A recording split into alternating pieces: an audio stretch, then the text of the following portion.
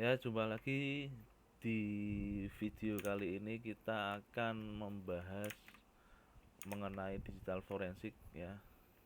Kita membicarakan mengenai apa itu yang dinamakan metadata. Nah, jadi kalau dalam kejadian perkara ditemukan barang bukti evidence ya, barang bukti kejadian. Nah, barang bukti kejadian itu kita bisa mengambil informasi metadatanya dulu. Nah, metadata itu apa? Jadi gampangannya metadata itu datanya data. Nah, seperti apa sih maksudnya? Yuk langsung saja ya. Jadi ya tadi sudah kita singgung metadata itu datanya data. Nah, jadi ada dua jenis metadata ya. Sumbernya dari mana? Dari yang pertama dari aplikasi, yang kedua sumbernya dari file system. Nah, yuk kita lihat metadata yang sumbernya dari file system. Nah, contohnya apa? Ya, ini misalkan nih ya, mungkin ada sudah tidak asing kita dengan hal seperti ini. Misalkan saya mempunyai file notepad ya, file teks. Nah, namanya test.txt. Nah, kita klik kanan properti nanti muncul kira-kira seperti ini ya.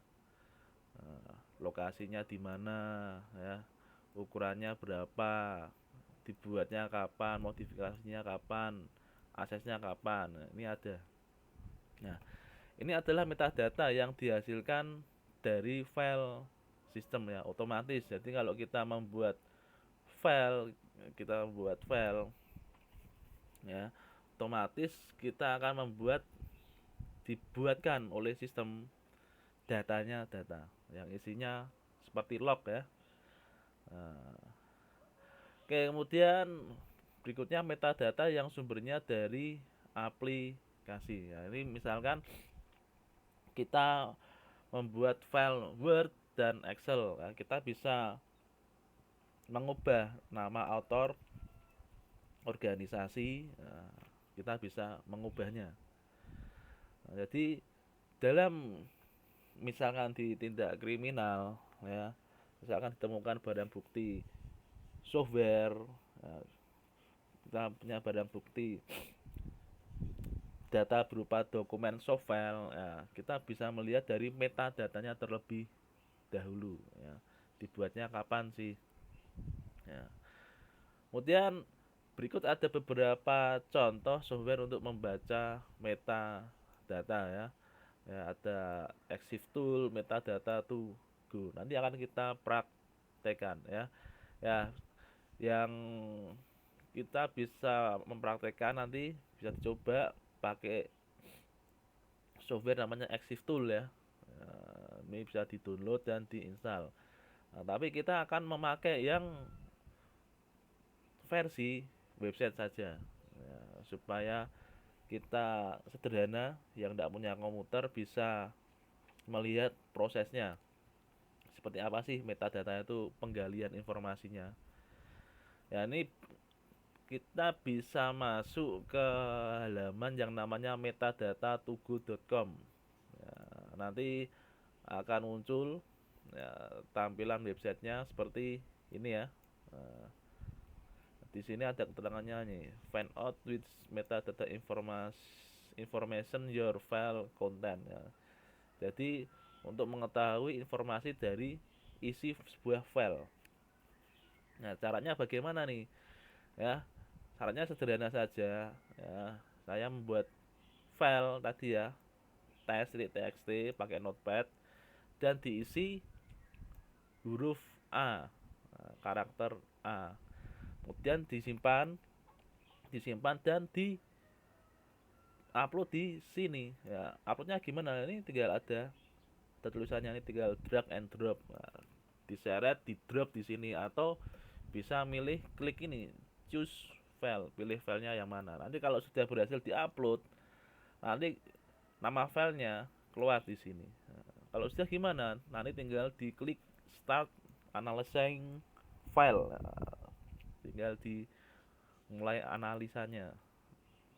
Nah, ketika sudah, nanti akan keluar metadata info of your file. Nah, ini info metadatanya seperti apa? Tadi kan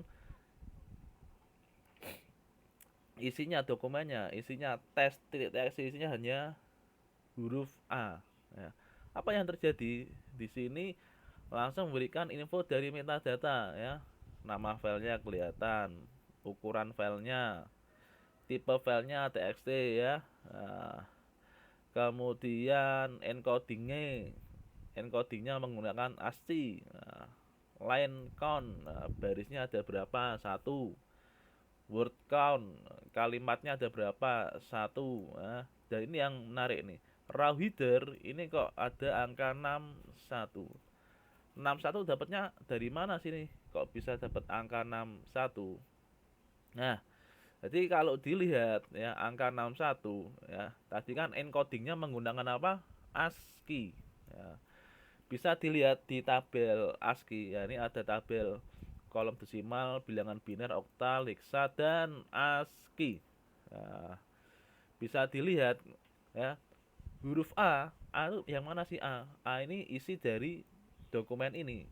Huruf A ini ya dikonversi ya menjadi heksa itu adalah angka 61 ya.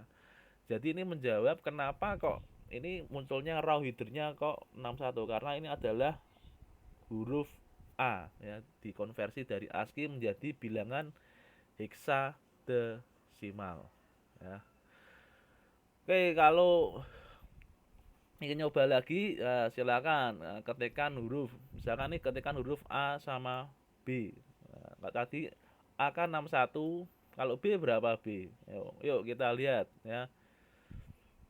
Habis A kan B. Nah, berarti habis 61 ya 62. Nah, jadi sekarang raw headernya isinya 61 dan 62. Nah, jadi kalau kita menemukan metadata raw headernya tulisannya seperti ini, oh berarti kita langsung ngeh, oh berarti isinya huruf A dan B. Nah, kenapa kok pakainya kok ASCII? Nah, kenapa kok enggak hurufnya aja? Kenapa kok harus dikonversi pakai angka? Nah, ini hubungannya dengan mata kuliah arsitektur komputer, organisasi komputer. Nah, bagaimana cara komputer itu bekerja ya, nanti coba akan kita buat di video terpisah. Nah, nanti silakan dipraktekkan ya, diisi dengan huruf yang lain, misalkan diisi huruf Z. Nah, silakan diperhatikan hasilnya seperti apakah dari metadata tersebut ya. Oke, kira-kira gitu saja materi dari video kali ini mengenai metadata, yaitu datanya data. Oke, sekian, kurang lebihnya mohon maaf, dan jangan lupa untuk happy coding.